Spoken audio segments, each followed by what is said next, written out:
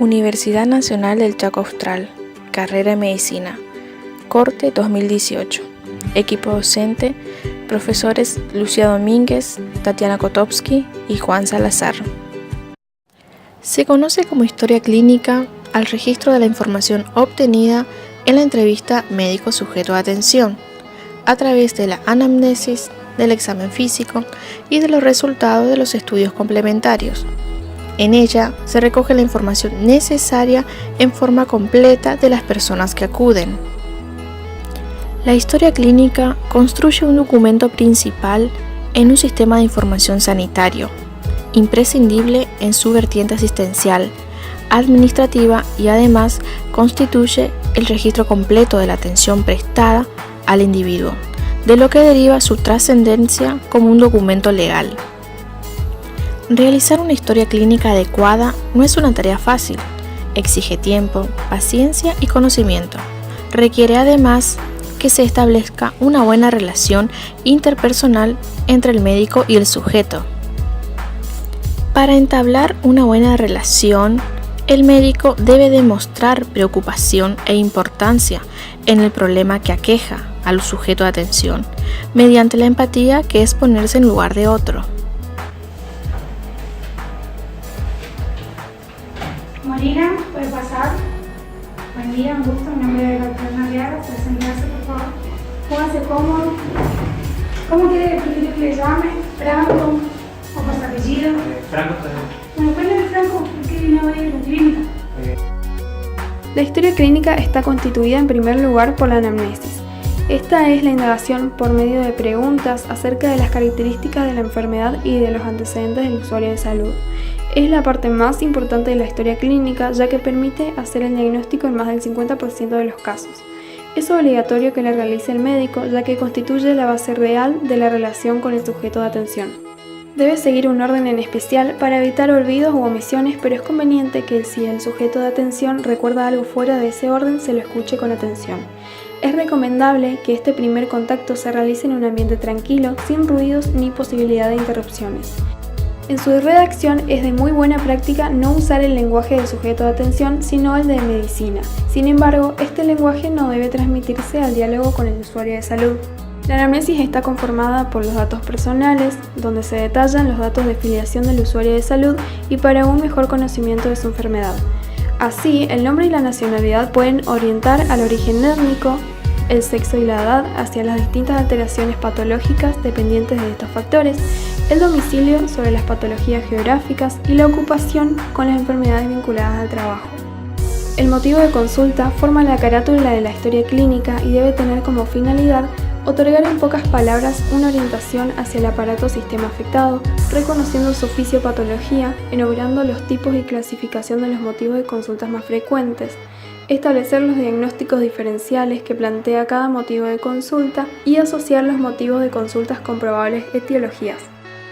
En enfermedad actual y sus antecedentes se describen los síntomas y signos, las medidas diagnósticas, los tratamientos indicados y cumplidos con sus resultados.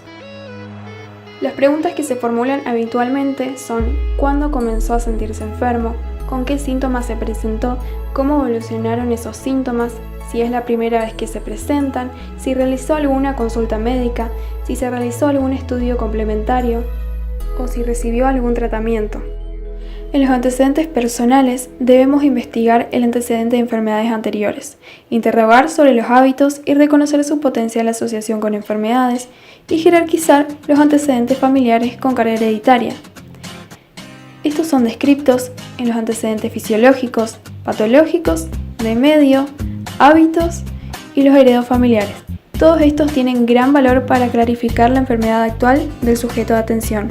En el examen físico se describen los procedimientos básicos que se aplican a la hora del mismo: la inspección, palpación, percusión, auscultación. Consiste en dominar las técnicas semiológicas que se aplican en cada uno de los órganos y sistemas, interpretando los hallazgos físicos en el contexto del problema clínico que presenta el sujeto de atención. El resumen semiológico constituye una historia clínica abreviada de fácil y rápida lectura que sirve de base para las consideraciones diagnósticas, destacando en ella los datos positivos de la anamnesis y el examen físico. Las consideraciones diagnósticas consisten en desarrollar la capacidad de generar hipótesis diagnósticas tempranamente durante la entrevista, integrando los datos personales del usuario, su aspecto general y sus principales quejas. Además, orientan la anamnesis, el examen físico y los estudios complementarios adicionales para confirmar o refutar la hipótesis. En los estudios complementarios se debe describir en forma breve el fundamento de cada uno de los estudios con sus resultados normales e indicar su sensibilidad y especificidad para las principales patologías. En la evolución diaria se registran los signos vitales, los resultados de los estudios complementarios, las interconsultas y las respuestas al tratamiento indicado. Por último, la epícrisis constituye el momento intelectivo culminante de la historia clínica que se realiza al momento del alta o fallecimiento del usuario de salud. La historia clínica orientada al problema nos permite acceder rápida y fácilmente a los datos, registrar problemas de salud tanto específicos como inespecíficos, incorporando este concepto a muchas situaciones que no eran contempladas con otros modelos, seguir en forma continua la evolución de un problema en particular, implementar prácticamente los cuidados preventivos, además de permitirnos desarrollar eficazmente las tareas de docencia e investigación. Se aborda la atención del sujeto a partir de una lista de problemas de salud a resolver y no en base a enfermedades o información médica ordenada cronológicamente. La historia clínica orientada al problema estructura la información en 3 partes principales: un conjunto mínimo de datos básicos, una lista de problemas y las notas de evolución. Los datos básicos son definidos previamente por los profesionales del equipo, por lo cual es fundamental el consenso de estos sobre qué datos registrar en esta parte, ya que ellos serán los que pongan en práctica y utilicen la historia. Es correcto hablar de problema como una situación no deseada que debemos resolver. Así se extiende el concepto al campo psicológico y al social, que en nuestras consultas alcanzan una frecuencia muy elevada. Entendemos por problema a toda situación padecida por el sujeto de atención o su familia, que puede requerir una acción por parte del médico o de algún otro miembro del equipo de salud, pudiendo ser el diagnóstico de una enfermedad, una deficiencia o incapacidad, los síntomas, los signos, el resultado de un estudio complementario alterado, un antecedente familiar, una alergia, una lesión.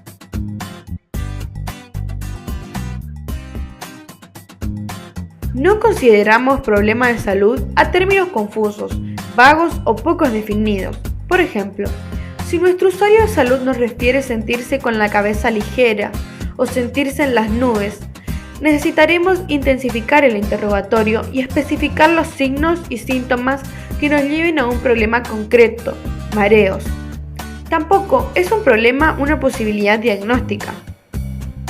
Los problemas se clasifican en crónicos, aquellos que llevan más de 6 meses de evolución.